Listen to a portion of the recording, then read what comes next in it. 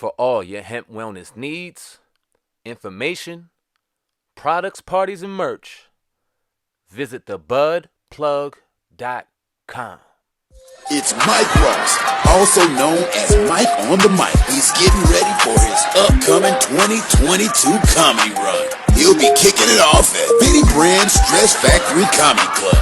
Caroline's on Broadway, Punchline Philly.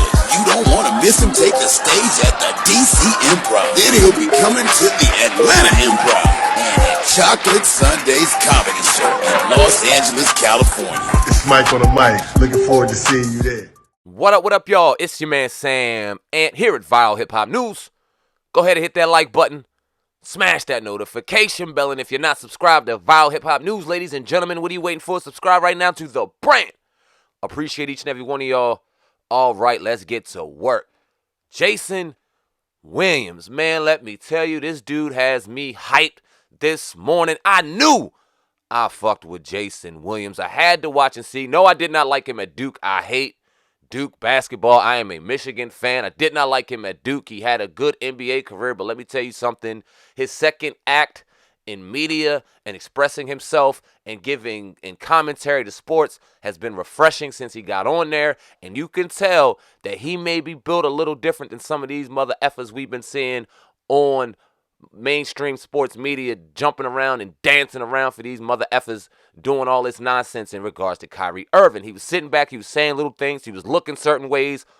Enough is enough. This man has had enough. He went on his social media platform and absolutely went off in the most respectful way, dropping the real like we wished Shaquille O'Neal would have done, like we wished Charles Barkley would have done, like we wish Shannon Sharp would have done, like we wish Bomani Jones would have done, and other people, Michael Wilbon and other people in the media that we've looked to, that look like us, that we've respected and we supported throughout all these years, and absolutely failed us when it came to this Kyrie Irving shit, because they know exactly how these people do us when we try to speak out. I'm so happy that Jason Williams went out of his way to go all the way in about this shit, put some clarity to it, and drop the real at the expense of potentially losing his job, because let me tell you what, he went in and he was not shy about saying what he said, and it's going to piss off a lot of people. I'm not going to talk anymore because I want you guys to hear exactly what Jason Williams had to say. Make sure you like the video, comment on what we hear. If you deem the content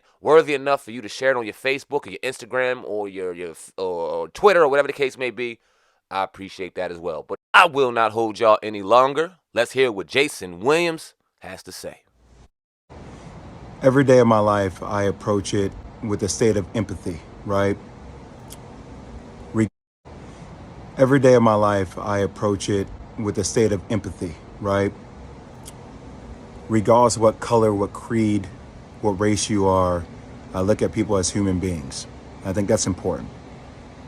But life is always about taking a stand and holding principles. So I want to explain what I feel like my stance is as a black male in this world, okay?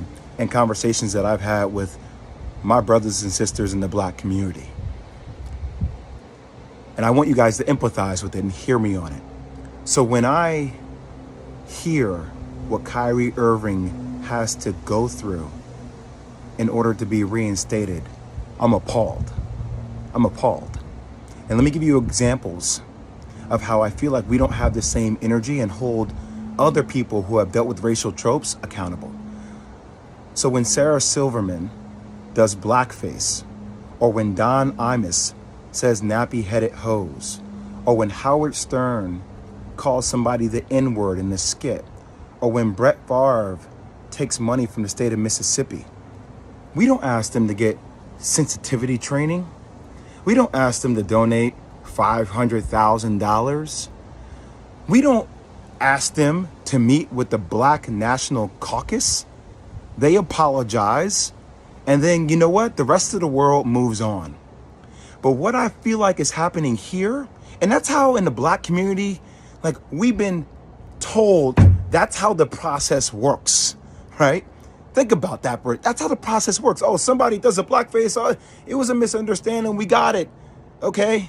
You know, is that person really racist? Probably not. Was it ignorant? Probably so. Okay, we understand it.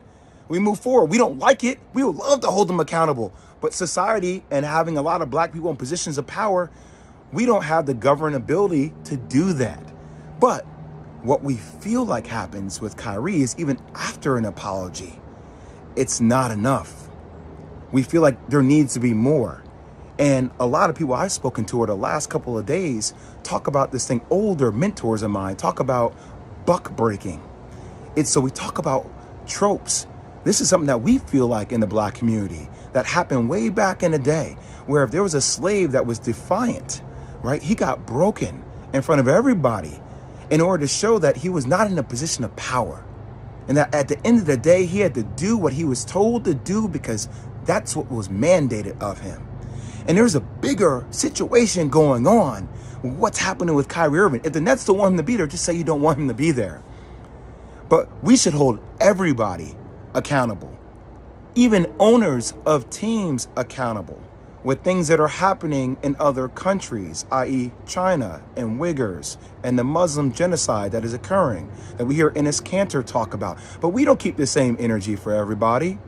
We pick and choose what conversational points we want to make more polarizing. And I might lose my job. I might lose deal opportunities in the future for speaking out about even the platforms that continue to promote and profit a movie that is considered anti-Semitic to billions of people. They don't have to be accountable. Who is accountable? But we're going to put everything on the shoulders of Kyrie Irving, who, even though he said, I cannot be anti-Semitic because if I know where I came from, stating that he's one of the 4 lost tribes. He's saying that blacks and Jews come from the same entity, the same thing. But we don't want to understand nuance. We want to be triggered by words, and we like fire, and we like things that are, going viral on social media, and everybody has some kind of hot take, and we're calling people idiots, and we're calling people names because that's what we do. We just destroy each other. I ain't gonna destroy each other, man. I'm not gonna do that. Is Kyrie Irving anti-Semitic? Hell no. Could he have gone about it maybe a different way? That's what I would have advised him to do.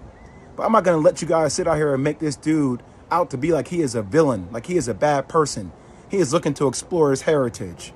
Now, you can crucify me if you want. I don't give a damn anymore. It's time for people to start speaking out with nuance and speaking out on the principles they stand for. That's all I'll say. Every day of my life.